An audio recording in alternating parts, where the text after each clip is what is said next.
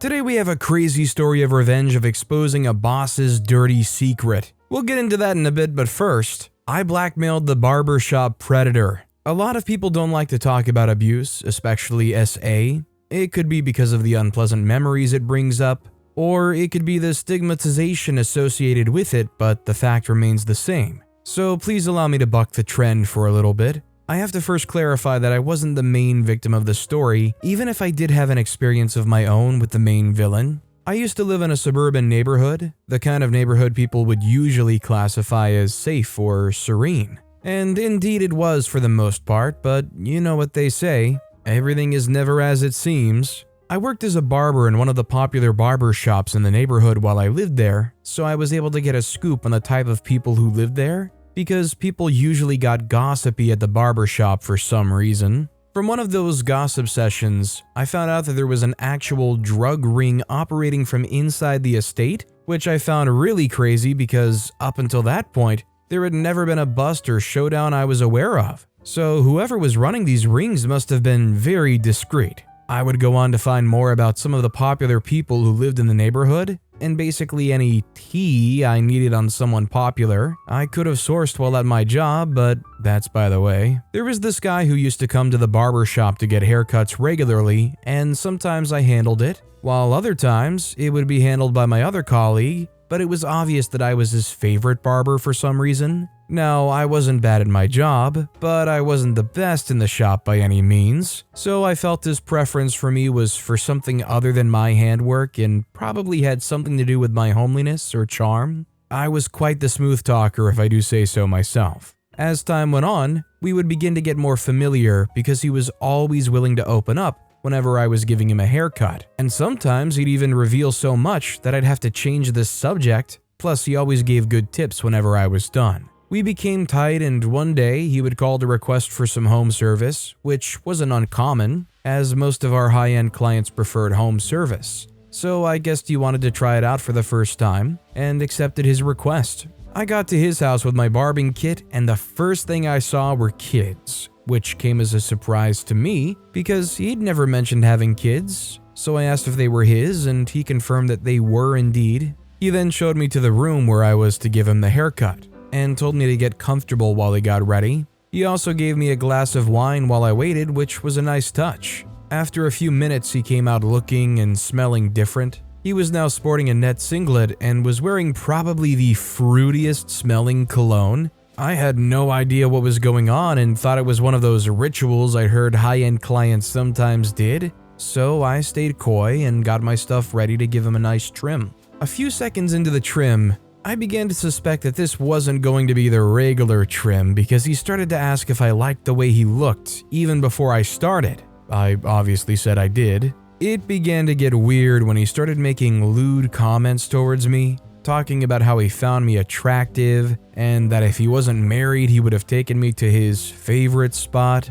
At this point, I felt uncomfortable, but I was determined to finish the job and to also do it as cleanly as possible. So I kept doing my thing regardless, and I was foolish for not seeing the signs because after a while he would begin to sensually rub on my arm while making what I'd assume were sexy faces. I asked what he was doing, and he told me he wanted me and was ready to pay any amount for my services. And that was when I realized he wasn't just playing, and actually wanted something other than a haircut. I instantly rejected his offer and asked him to let me finish so I could leave, but he suddenly turned around and pushed me towards a couch that was behind me, and I was too filled with shock and disbelief to even react. So he began to put his hands all over me while telling me to give it a try. My eyes were fixated on the door at this point, so once I overcame the shock, I managed to escape before he could go any further. I even left my barbing kit at his place. I'd been SA'd for the first time in my life.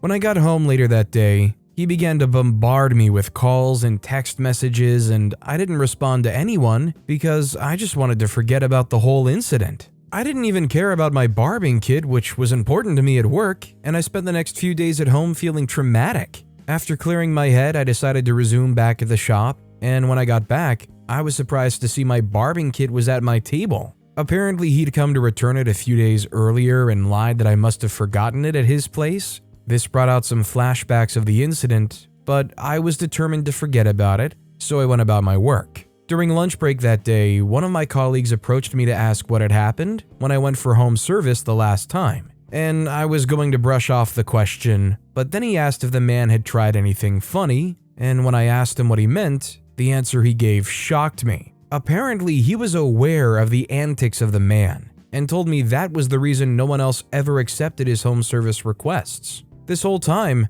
I thought I was his favorite barber, but it turns out he was just trying to get me to satisfy a fetish. After this conversation, I decided to fully cut the man off and never respond to his requests, even if we ever met afterwards. But as fate may have it, I wasn't going to escape that easily. A few months had passed without seeing the man, and I thought he'd found a new salon to get his haircuts. I always tried my best not to think about the incident, but trauma has a way of making you remember unpleasant things. In general, I was feeling much better at that point, and I'd almost had suppressed the memory until one incident would bring it all back. It was a Friday, and I usually got to work in the afternoon due to some classes I used to take every Friday morning. On getting to work, I was met with a minor scare. I recognized the kids of my now former client waiting for their haircuts. I almost had a panic attack, but to my relief, they weren't with their father and were instead accompanied by a young man who could have been no older than 16. I was curious to find out who he was, so I offered to cut his hair, which he accepted. While trimming his hair, I began to ask him a series of questions in usual barbershop gossip fashion to find out more about who he was and his relationship to the man, and found out he was literally a ward to the man and had been around helping with chores for a few months, probably after the last incident we had. I began to pry further because I had some suspicions, and after some more interrogation, I opened up to him and he reluctantly told me what I'd been suspecting all the while. He was being abused by his guardian. All the fear that I'd been feeling towards the man before had turned into rage, because this boy was obviously not an adult, and he had very little chance of defending himself because he had nowhere to run to. He also revealed to me that he wasn't the only victim, and that he knew at least 2 who were around the same age range as him. At this point, I knew I had to do something to avenge the absolute tribulations this predator had probably put all those boys through. I was able to escape, but they weren't so lucky. I told the boy not to reveal what was said in our conversation, then went back to the colleague of mine who first exposed the man's antics to me to tell him about my discovery and discuss any possible strategies we could devise to make sure he never did this to anyone ever again. After some deliberation, he decided we were going to find a way to bait the man and either blackmail him till he confessed or expose him outright. Creating the perfect plan wasn't easy, but I'd extracted enough information from the boy to know where the man now had his haircuts. So I went there to know more about the place. It was also a popular salon in another end of my neighborhood, which led me to think he had a pattern. So I tried to envisage what the pattern was, and went full, "what would he do here" mode. As I stepped into the salon, it looked astonishingly similar to mine. So astonishing that the first question I asked anyone was if it was the same interior designer who handled the salon I worked at, and it turns out it was. What were the chances? The guy who responded to me was the salon manager, and he didn't cut hair. He just happened to be there at the time, so I tried to describe the man to him and he was able to recognize what I meant. Then he showed me the chair where he usually had his haircuts. After he left, I went over to the chair to see if I could find the barber who worked there. He wasn't there, but one of the other barbers told me he wasn't so far away, so I decided to wait for him to return. He returned about 20 minutes later, and then I approached him for a few questions. And when his answers were consistent with what I expected, I knew he would be down for the plan. The plan was for him to bait the predator into requesting home service and then make recordings of whatever happened as evidence. And he understood the assignment because within 2 weeks of sharing the plan, he called us to tell us he had secured a home service appointment. It was now time for Phase 2, get recorded evidence. Phase 2 was rather straightforward because I'd had a previous experience, so I knew planting a camera in the room where he had his haircuts was possible, as he always took a few minutes to get ready. My inside guy, the other barber, was spot on with the task once again, and was able to get a full event recording. And when I saw the recording, I began to wonder if he put a spell on the man, because while trying to seduce him, he would confess to some of the heinous things he had done in the past. At the end, my guy was smart enough to evade any real abuse by convincing him to set up something more discreet. It almost seemed like he was sent for this particular purpose. We now had the video we sought after, and it was time to move to the next phase, which was either to blackmail him to his wife until he confessed or report him to the authorities. My guy suggested we could do both, but I decided to let the reaction of the man decide. The higher the level of desperation in his reaction, the better our chances of doing both. And when we used an anonymous account to send him a threat attached to the video of what had happened, with my friend's face blurred out, he went into a panic and sent probably 100 replies to the account, asking us to name our price and begging us not to expose him. We knew we had just hit the jackpot and decided to milk him as much as possible. This wasn't in the initial plans, but I think it's fair to say the money clouded our judgment, and it took until his ward reported another attempted assault while I was giving him a haircut for me to realize I'd let external influences alter my primary objective, which was never money, and decided I had to report to the authorities. The other guys who were in on it just wanted the money, so they tried to discourage me, but I was able to make them see the moral side of things, and we agreed to send a police report and also to let his wife know. The next day, we sent out the evidence to all the necessary parties as planned, and also tried to explain the case he had with the boy who helped around his house, and by that evening, news broke out that he'd been taken into police custody for interrogation. And there was also news of his wife going into cardiac arrest, although she would be quickly resuscitated. The man was finally arrested after 2 months of further investigations, and the last I heard of him, he was still rotting in prison. I feel no remorse for him and no regret for even extorting him initially, because he continued to traumatize young people even after we showed him the evidence against him. I feel sorry for his wife though. Her husband was living a double life and parading himself as a good husband and father while ruining the lives of other people's kids.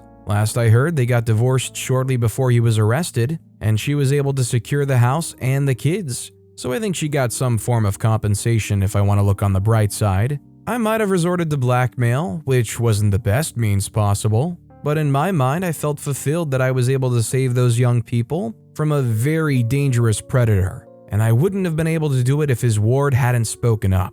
So it's important to know that speaking up is one of the most important steps to saving yourself from abuse. Although some of the moral lines were blurred here, I do think they did a net good thing. Honestly, anybody like this that's no longer doing this on the streets, it's for the best. That said, our next story is, I exposed my boss's dirty secret to his fiance. Having an awful boss at work is probably the most relatable experience to adults everywhere. Nearly every single person has a tale of a boss who would actively try to piss them off at their place of work, and my case isn't any different. In fact, I've probably had this experience at every place I've worked. Don't look at me negatively. I'm a mostly diligent worker, but I also belong to Gen Z, so I definitely don't accept situations that could cause me some long-term discomfort, and some people may not agree, but I think that should be the standard. My first experience with a wicked boss happened before I even became an adult. Fresh out of high school, I got a job at a pharmacy so I could save up some money for a new phone. I started the job with all the enthusiasm of an adolescent boy who was about to start getting paid, but would quickly realize how joy-sapping the labor market could be when you have an awful boss. The signs might have been there at the beginning, but when you see the world through a rose-colored lens, you tend to be blind to these things. First red flag was when one of my coworkers excitedly quit shortly after I joined. It felt as if I'd come to liberate him from his shackles, but I still didn't ask anyone why. Probably because I thought I was going to have some privileges for being a literal child. At the start, I would indeed have some privileges for being how young I was, but they usually came from my coworkers who were just happy to have some childlike innocence around. My boss, on the other hand, didn't really care for my age, and even at the start would treat me like any of the other guys at the pharmacy. I didn't mind this too much, as I saw the behavior as similar to probably every high school math teacher ever, but as months went by, the requirements would get progressively worse. It started when my boss would begin to send me on non-work errands, such as getting him his lunch.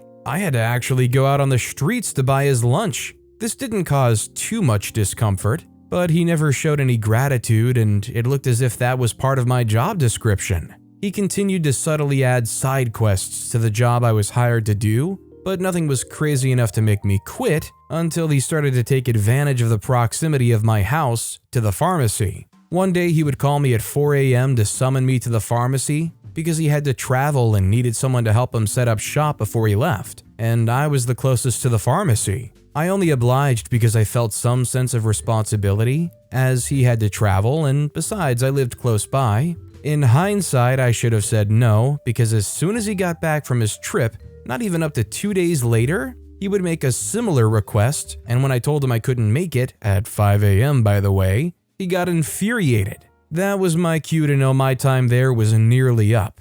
I would continue to rebel against him until the month elapsed and I could finally quit. That would be my only job until I got into university. And if I thought my boss was bad then, I was soon about to see heck. As a university student, I was required to go on post-session internships for my second year. Some internship periods were longer than others, but the one in the fourth year was always the longest. For my second year, I worked in a company that produced chemicals, and even though I had the regular awful boss experience, it lasted only a month, and nothing really spectacular happened. So it was hardly a memorable experience. I couldn't find a placement for internship in my third year, so I just followed my dad to his job for around a month to get some work experience. Fourth year internship was always the big one. Everyone looked forward to it because it lasted half the year, and you could get paid some good money if you worked at the right place. I wanted to work somewhere popular so I could get some top-class exposure, but my dad tried to persuade me to just do the internship at his workplace. Not that his place was bad, but there were no workers at my age range working there, and I felt I had to be around my peers at such a vital time. So I rejected his offer and continued to apply to some of the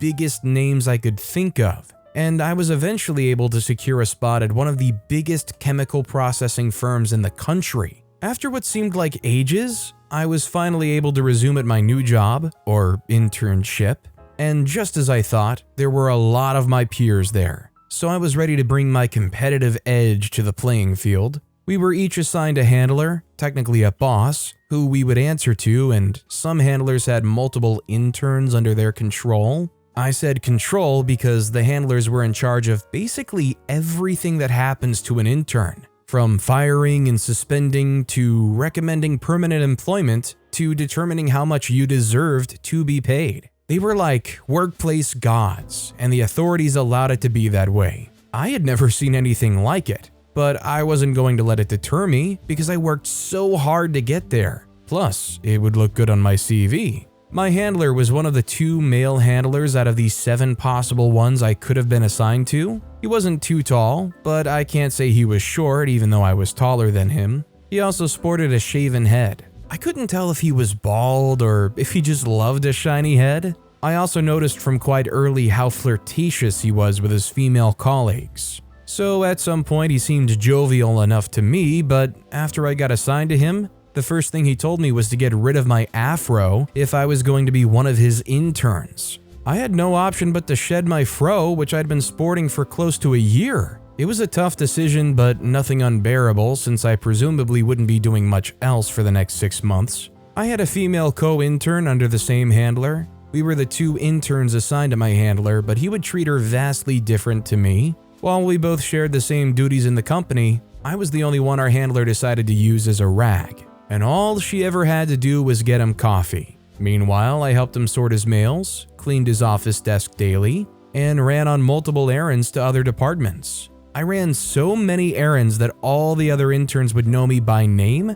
within the first month. At this point, I didn't have any major issues with it. I was getting paid after all. Got my first paycheck, felt satisfied about the work I'd done and how I adapted my work ethic, but believed I only had to work that hard because it was my first month, and they probably wanted to just test me. So I went into my second month with a fresh mindset. It was a new month and I was feeling a bit more settled now. I got a bit more vocal around work and people would begin to take notice, including my handler. I began to challenge unjust orders a lot more, especially from my handler, and I think he was shaken because he began to try and assert dominance over his zone. He became more reactive and was always trying to set me up so I get in trouble with the authorities. but I was always a step ahead, so he seldom had his chance. This didn't mean that I rejected all the errands from him though. I just went for the ones I felt were necessary. All this time, all my co-interns still did for our handler was to get him his daily coffee. Nothing more, nothing less. And he never felt the need to even switch it up after I began to test his resolve. So I began to observe their relationship more closely to know what was up. My handler being flirtatious was common knowledge around the company ground. He was ever the smooth talker when it came to women. And he had a couple of nicknames for his behavior. What he did wasn't harassment by any means, but it was certainly superfluous because they began to look like him fulfilling a habit rather than genuine compliments. There were a couple of us guys, male interns, who didn't like his bipolar treatment of interns because even though we knew how he treated female interns, he didn't seem to care that he treated us in the exact opposite way. So I explained my hunch to them and asked them to also observe his relationship with my co-intern. While I was observing my handler, he was also looking for ways to get me in trouble, and he would finally have his chance. It was on a Friday and work was to close at 3 p.m. as opposed to the regular 5 p.m., so I made plans for post-work activities with some of my fellow interns. Getting to the close of work, my handler called me to help him sort a heap of documents that had been piling up for probably 3 or 4 weeks.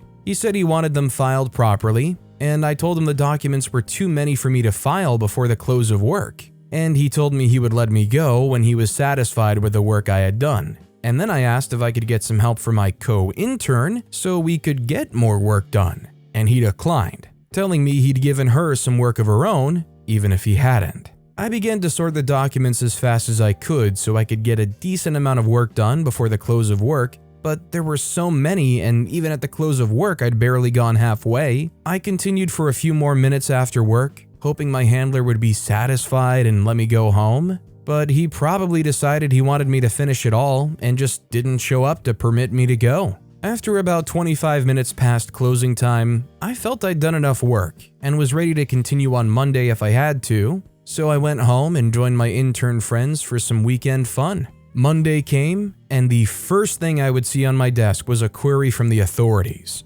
Apparently my handler had reported me for negligence, and the head of HR believed him, so they summoned me to appear in front of a small panel. After explaining myself, they sided with my handler and told me that it was company protocol for me to do whatever my handler tells me within my department. They also handed my handler the power to select what punishment he deemed fit. I was expecting something light, like doing some extra hours after work, or cleaning more desks for a week, but nothing happened. I was surprised that the guy who had been looking for a chance to show his power just decided to let me go when it finally came. But I wasn't complaining though. Little did I know that he had something evil in store for me. The second month ended and it was time for interns to get their salaries. Everyone got theirs before the end of the second month. But there was a delay for me, and I would later realize that my handler had used his powers to strip me of my salary as my punishment. I was absolutely fuming. So I confronted him, and he told me he was well within his rights. And from that exact moment, I made up my mind to get back at him. I'd been observing his relationship with my co-intern for a while now, along with some other of my intern friends, and we started to suspect that they were having an affair because she would often follow him home on Wednesdays. And so my revenge plan was straightforward after that meeting: find enough proof to expose the affair. While most people at the office knew my handler was a flirt, many didn't know that he had a fiance. One of my intern friends who had been observing him found out and told us about it. So at this point, my revenge plan was basically about saving her from the flirt monster. As my handler went home on the Wednesday of that week, he would once again be accompanied by my co-intern. So I followed closely behind them, and even though I was expecting something controversial to happen, I was still shocked when I saw them drive into one of the hotels not too far from where the company was located. As they stepped out of the vehicle, I got my phone out and took a couple of photos and continued to trail them. By the time they got to their room, I could already confirm they were having an affair just from their conversation. So I pulled my phone out once again and began to record as much of their conversation as possible, even after they'd gone into the room. Thankfully, the doors of the local hotel weren't soundproof. After I felt satisfied with the evidence I'd gotten, There was only one thing left to do: get them to his fiance. Getting his fiance's number wasn't easy, but thanks to my intern brothers, we were able to fish the information out within a few days. And so I anonymously sent all the evidence I'd gathered to her, explained what had been happening, and crossed my fingers hoping my plan had worked. And it did. The day after I sent all the evidence, my handler was uncharacteristically absent from work, and people began to wonder what had happened. And before you knew it, whispers had begun to spread around that his fiancé had caught him cheating and that they'd had a big fight that morning. My co-intern was looking visibly uneasy at this point and was probably the most silent one out of all of the interns, because the rest of us were absolutely loving it and making jokes from it. Days went by and we still hadn't heard from my handler before news finally broke that his marriage had been called off. Call me evil, but that was the best announcement I'd ever heard in the company up until that point. My revenge plan had worked to a T. Plus, I was free from the shackles of my handler for over a week, which made it feel better. He would eventually return to work after 2 weeks and still looked obviously distressed. He never found out it was me who leaked his secret, but from that day onwards, he became less flirtatious and also tried to assert his dominance less. I felt a bit sorry for ending his relationship, but at the same time, I also felt a sense of satisfaction for saving his fiancée from a potentially toxic marriage and myself from a toxic workplace. Say what you want, but in the grand scheme of things, I think I did something good. I mean, ultimately, if you can't report this guy because for some reason his overly flirtatious behavior is excused, then I guess you can justify what was going on here. I mean, really, wouldn't it have been better for OP to anonymously reveal this information to their workplace and reveal that this workplace affair had been going on? Because wouldn't that put the boss in hot water? Wouldn't they have maybe gotten fired or relocated in the company and maybe saved OP from even having to deal with them? But with that being said, that's all the time we have for today. Now, if you want to hear another absolutely crazy revenge story, check out that video on the left. Or if you missed my latest video, check out that video on the right. That said, I'll see you all next time with some more stories.